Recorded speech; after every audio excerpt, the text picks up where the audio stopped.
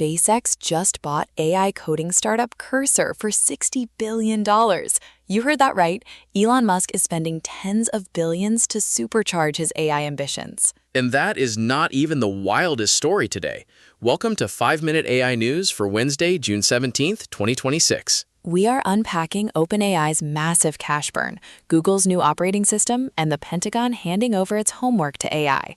Let's get right into it. Starting with that massive acquisition. SpaceX, fresh off its IPO, is buying Anisphere, the company behind the AI coding assistant Cursor, in a $60 billion all-stock deal. The goal is clearly to boost the XAI division. They need agentic coding capabilities to catch up with Anthropic and OpenAI. $60 billion is a massive premium for a startup, but it shows how absolutely critical developer tools have become in this arms race. Elon knows he needs top-tier developer talent and tools. Speaking of XAI, they are in the middle of a bizarre legal fight right now. The U.S. Justice Department actually intervened in a lawsuit against XAI over dozens of unpermitted gas turbines powering their massive data centers. Right. The DOJ is claiming those Grok systems are essential to military operations, framing it as a national economic and energy security issue. It sets a wild precedent if national security can just override local environmental permits for commercial AI data centers. And the cost of competing at this level is just staggering. Leaked financials show OpenAI spent $34 billion last year. Their revenue jumped to $13 billion, which is incredible growth, but they spent over $19 billion on R&D alone. Much of that went straight to Microsoft for computing power. It proves that staying at the cutting edge requires deep pockets and an almost unimaginable burn rate. Moving over to consumer tech, Google is rolling out Android 17 and Wear OS 7 today, and they are officially taking pre-orders for their new Aura XR glasses. It is a huge push for pervasive AI across all devices. Android 17 deeply integrates Gemini for things like advanced multitasking and custom widgets. It feels like they are finally laying the real groundwork for a post-smartphone wearable ecosystem. Apple isn't sitting still either on the wearable front. Leaks suggest they are on track to launch AI-powered AirPods with built-in cameras by late 2027. The cameras will literally look at your surroundings to give Siri real-time visual context. That is a massive shift for wearables, turning earbuds into visual assistants. But as AI gets more integrated into our daily lives, enterprise security is struggling to keep up.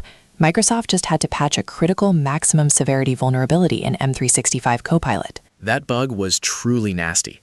Attackers could hide malicious code in third-party content, and if Copilot read it, it could secretly export your two-factor authentication codes and sensitive emails. It highlights the ongoing dangers of prompt injection attacks. On a related note regarding Copilot, Microsoft is shifting its Copilot Cowork enterprise tool to usage-based billing.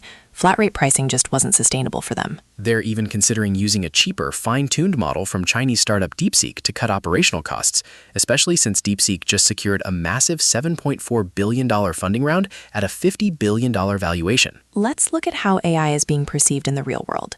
A new survey shows 60% of U.S. consumers are actually put off when brands explicitly use the term AI in their marketing or messaging. Consumers are getting extremely wary. They simply do not trust AI-generated answers in brand communication.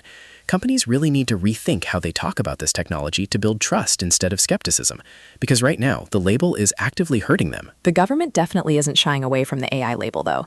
The Pentagon has officially deployed a custom platform called GenAI.mil to over 1.5 million military personnel. They're using Google's Gemini for Government to draft congressionally mandated reports.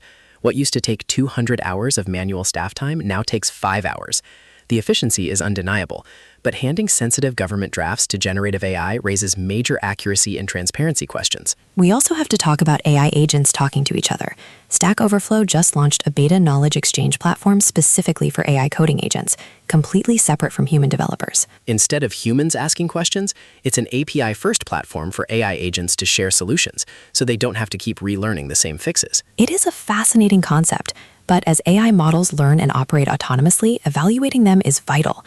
The Institute of the Estonian Language just released a new benchmark to measure how easily AI language models can be fooled by Russian propaganda, highlighting how vulnerable these systems are to hostile geopolitical influence. That is a ton to process.